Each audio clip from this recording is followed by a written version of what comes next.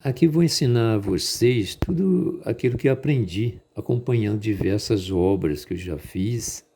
Eu não sou pedreiro, não sou construtor, não sou um engenheiro, sou apenas uma pessoa que aprendeu as coisas básicas de uma obra e quero aqui passar para vocês para diminuir um pouco os aborrecimentos de uma obra e que você consiga entender um pouco os materiais a serem usados, essas quantidades. Bem, se você construir uma casa, a primeira coisa a fazer é um projetinho. Não precisa contratar um engenheiro, um arquiteto para fazer isso. Esboce, primeiro de tudo, esboce em um papel o que você tem em mente. E depois faça no computador para ficar melhor, né, a visualização. Você não precisa baixar programas profissionais, né, e tentar aprender programas profissionais para fazer isso. Não precisa, não. Se você tiver um certo domínio, né, desses programas, melhor, né? Mas não precisa para isso, não.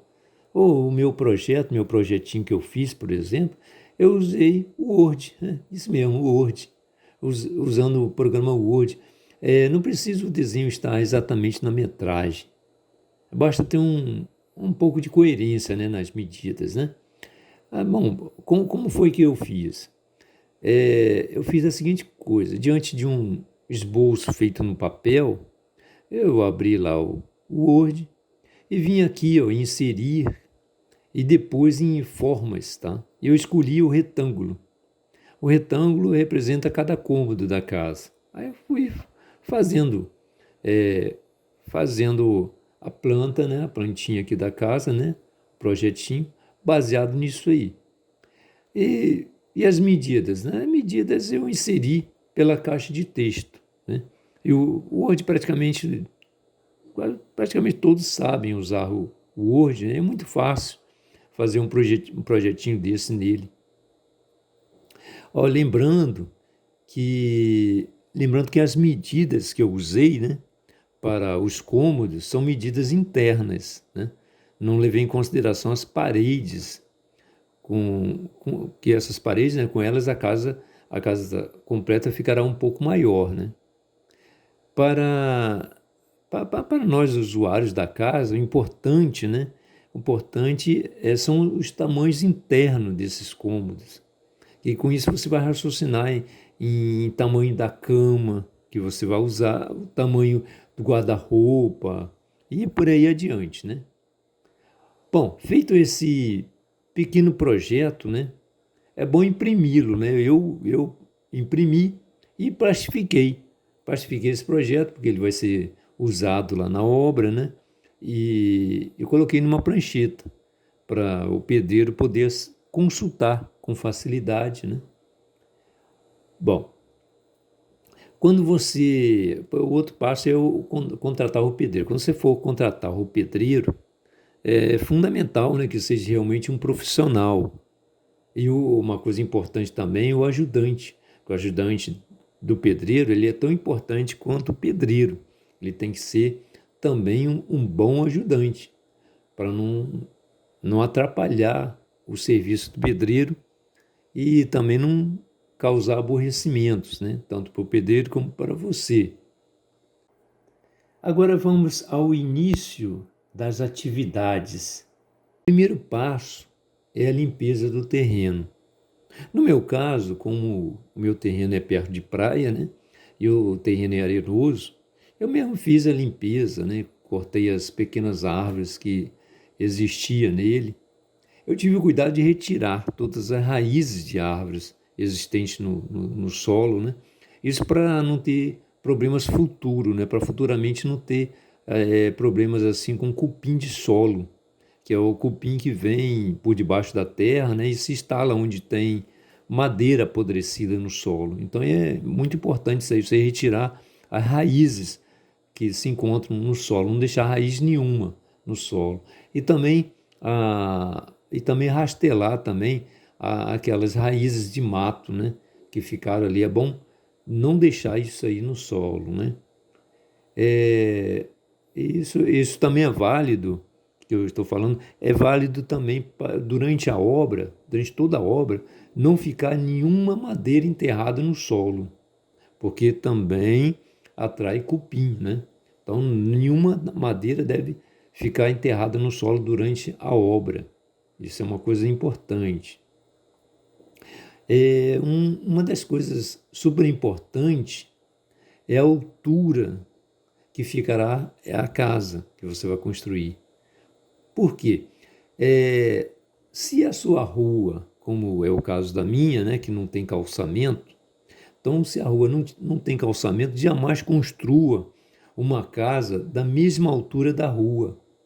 Por quê? Porque o dia que a rua for calçada, a sua casa ficará enterrada, fica lá abaixo, né, da rua. Vai ficar uma casa horrível. O terreno, você pode jogar aterro, pode nivelar, né, nivelar com a rua calçada, mas a casa depois de pronta, não tem jeito não, principalmente se for uma casa de laje. Aí não tem como levantá-la, né? Então, se a rua não tiver calçamento, não faça da mesma altura da rua. Mesmo que precise fazer um batente, uns degraus, né, uns degraus de escada para poder entrar na casa, né? Agora, contratado o pedreiro, já definido o pedreiro, o ajudante, a primeira etapa do pedreiro é a construção de um gabarito em todo o terreno. O que é o gabarito? O gabarito é essa madeira que você está vendo com as estacas em volta do terreno. E para que isso? Porque eles chamam isso de gabarito, tá? Isso aí que é o gabarito. Isso aí é fundamental, que o pedreiro se orientar nas medidas, no nivelamento da obra. Esse gabarito, ele é importante que ele seja feito com madeira firme no solo. Então, não improvise, né? Ou peça o pedreiro aí para fazer improviso, né? Tem que gastar material se necessário. Não faça uma coisa no improviso. Esse gabarito ele é importante para realizar essas medições necessárias e esse nivelamento. Essas estacas fincadas no solo são de eucalipto, né? Aqui ele é vendido como varão de eucalipto e tem um comprimento de 6 metros. É bastante usado em obras, principalmente escoramento, confecção de escada, andaimes, né? Esses também são baratos, né? O pedreiro corta na medida que ele precisar, né?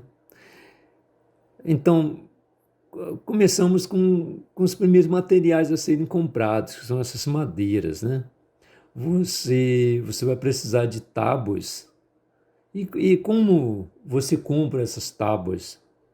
As tábuas são vendidas nas larguras de 10 centímetros, 15 centímetros, 20 centímetros, 30 centímetros, com um comprimento de 3 metros, né?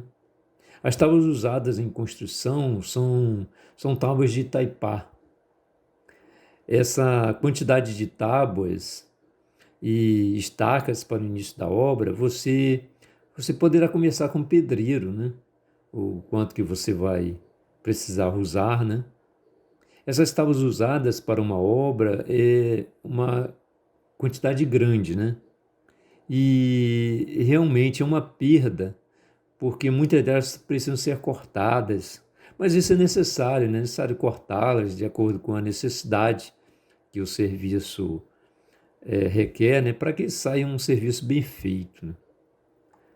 Você precisa, para iniciar uma obra, também comprar areia, né? A areia aqui é comercializada, é uma areia branca e ela tem uma classificação de acordo com a sua granulação, né? Então nós temos aqui uma classificação de areia grossa, areia média e areia fina. A areia fina é usada apenas para o acabamento final, para você fazer o reboco, né, da parede. Aí até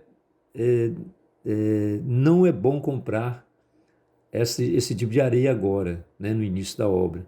Não vai ficar um material ocupando espaço, não vai ser utilizado no momento, né?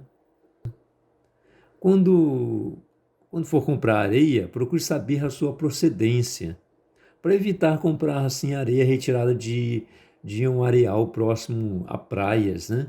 Essas areias, elas têm muito sal e vão lhe dar problemas futuros com umidade, né? Porque o sal, ele, na parede, ele puxa a umidade, né? No meu caso, eu comprei um caminhão basculhante de areia média. Esse caminhão basculhante, eu consegui comprar 15 metros cúbicos, né? Que, já que eu vou usar muito, né? Isso aí bem mais em conta, é bem mais barato, né?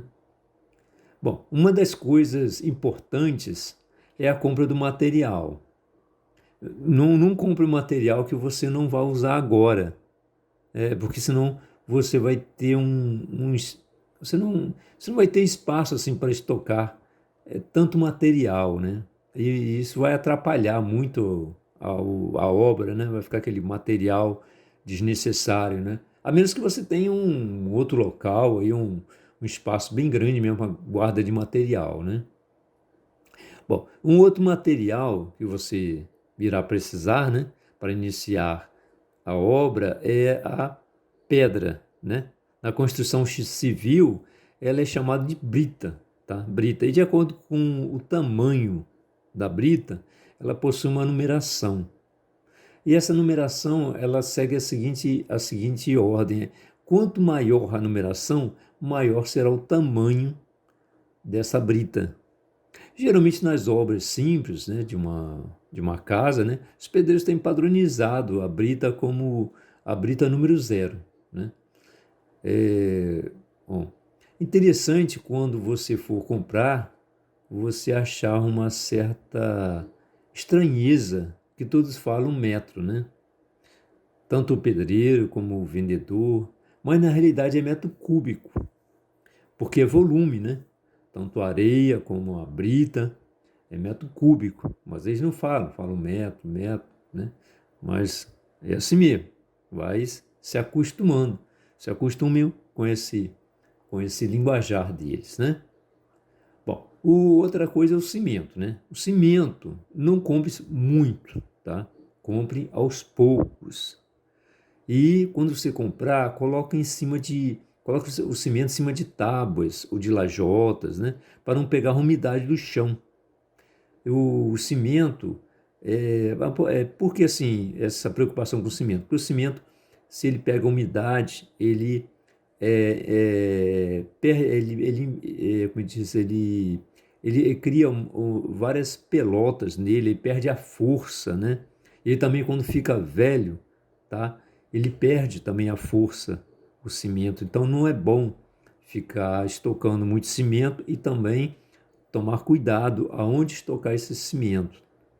E uma outra coisa é arrumar também uma lona plástica para tampar esse cimento, tá? Vamos ver, uma outra coisa importante nesse início de obra é que você vai precisar de água, e muita água, né? Você tem que ter uma torneira na obra e uma mangueira grande, né, de preferência, e essa mangueira de qualidade, né, para aguentar o tranco aí da obra, né? Bom, se tiver também um reservatório para estocar água, isso aí também vai ajudar bastante, né? Tá, nessa foto aí que na minha obra tem essa caixa d'água pequena aí, que ajuda bastante, né? E também se o pedreiro tiver uma bitoneira, né? Como é o caso da minha obra, né? Isso adianta e muito ao andamento da obra, né? E, e para esse início de obra, você vai precisar de ferro também, ferro ou vergalhão, né? Para as sapatas, para as colunas, as vigas. Agora, o que é chamado de sapata, o que é chamado de coluna e o que é chamado de viga. Bom, vamos começar pela sapata, né? Você vai ouvir muito esses nomes, sapata, coluna, viga. Então vamos lá, para não fazer confusão. A sapata é o que fica enterrada no chão. Ela é que vai sustentar a casa. É como se fosse os pés de uma casa, né? A coluna é a parte vertical da estrutura, é chamada de coluna. Na linguagem popular se fala até muito pilar, né? Pilar, né? E a viga? A viga é a estrutura horizontal, né? A estrutura que fica na horizontal é chamada de viga, tá? Bom, hoje é uma facilidade muito grande, que isso facilita muito o andamento de uma obra, né? É que eles estão vendendo as colunas de ferro já prontas, vendendo prontas as colunas já soldadas, né? Antes o pedreiro perdia muito tempo confeccionando e amarrando com arame esses ferros, né? Aqui eu tirei uma foto, né, de uma coluna de ferro comprada já pronta, né? Observe essa coluna, né? A coluna que eu comprei, né, feita aliás, todas essas colunas são feitas com 4 varas de ferro, presa por uma estrutura de ferro em volta, né, no formato de um retângulo. No caso dessas colunas vendidas, prontas, essas estruturas essas estruturas elas não são amarradas, não, elas são soldadas, né? Não é como no passado que o pedreiro perdia aquele tempo amarrando isso com arame, né? Essas estruturas que são presas e soldadas são chamadas de estribo. Então, quando você ouve falar em estribo, o estribo é isso, são essas partes da coluna, coluna pronta, né, de ferro. Então, é chamado estribo. E nessas colunas, pelo menos essa que eu comprei, né, eu tirei as medidas. E as medidas que eu tirei nela, né, deram uma medida de 5 centímetros de lado por 15 centímetros de largura e o comprimento de 6 metros. E a distância entre os estribos é a distância de 20 centímetros. E aí no chão ao lado temos as varas de vergalhão. Elas são vendidas no comércio, né? Elas são vendidas assim padronizadas, com um tamanho de 12 metros. Então, quando você for comprar o vergalhão tem a medida de 12 metros, né? E as colunas são vendidas com o tamanho de 6 metros, né? Então, isso é importante para saber a quantidade, né? O tamanho, né? Para comprar, né? O ferro é vendido por bitola. Mas o que é realmente o que é isso, bitola? O que é realmente uma bitola de um ferro? É a grossura desse ferro. Então, conforme a necessidade de uma construção, se usa as bitolas que atendam àquela necessidade, ou seja, suporte à carga, né? Eles chamam na construção civil de carga, é o mesmo que peso. Tá? Quando você ouvir falar carga, é o peso, né? Agora, para casa, né, as bitolas são mais simples, né? No meu caso aqui foram usadas bitolas de 5,16 e de 4,2. E as colunas prontas, feitas com ferro 5,16 e de 3/8. Né? Aí você vai me perguntar, e que medidas são essas? Para quem não está acostumado, parece muito estranhas, né? Falar desse jeito. É porque elas são medidas em polegadas. Na construção civil tem muitas medidas que são usadas em polegadas. O símbolo da polegada são esses 2 tracinhos em cima do número. Então, quando você vê esses tracinhos aí em cima de um número, já sabem, está em polegadas. Isso é importante para a compra de alguns materiais, né? Vou colocar aqui uma tabela para você ter uma ideia de quanto essas medidas correspondem em milímetros. Bom, recordando que a coluna pronta é vendida com o tamanho de 6 metros e a vara de vergalhão com a medida de 12 metros. Temos também uma estrutura de ferro importante que hoje já se encontra pronta também, não precisa mais ser confeccionado pelo pedreiro, né? Que é o chamado radier. Radier, essa estrutura, ela vai ser colocada na sapata. O radier usado na minha obra, né, tem as medidas de 80 centímetros por 80, né, centímetros. É um quadrado, né? É essa que está aparecendo aí na foto. Bom, para não ficar muito cansativo, eu acho que já falei demais, né? Falei muito detalhado as coisas, né? Eu vou parar por aqui e se vocês gostarem, eu vou colocar outros vídeos de acordo com o andamento da obra. Eu vou retratando, né, o que está se fazendo, os materiais. E esse vídeo que eu fiz é para pessoas que nunca mexeram com obra, não entendem de obra, pessoas leigas, né? Então eu estou passando um conhecimento básico, bem básico mesmo, para isso aí. Se vocês gostaram, continue aí que eu vou fazendo de acordo com a obra, eu vou colocando outros vídeos mais explicando, tá?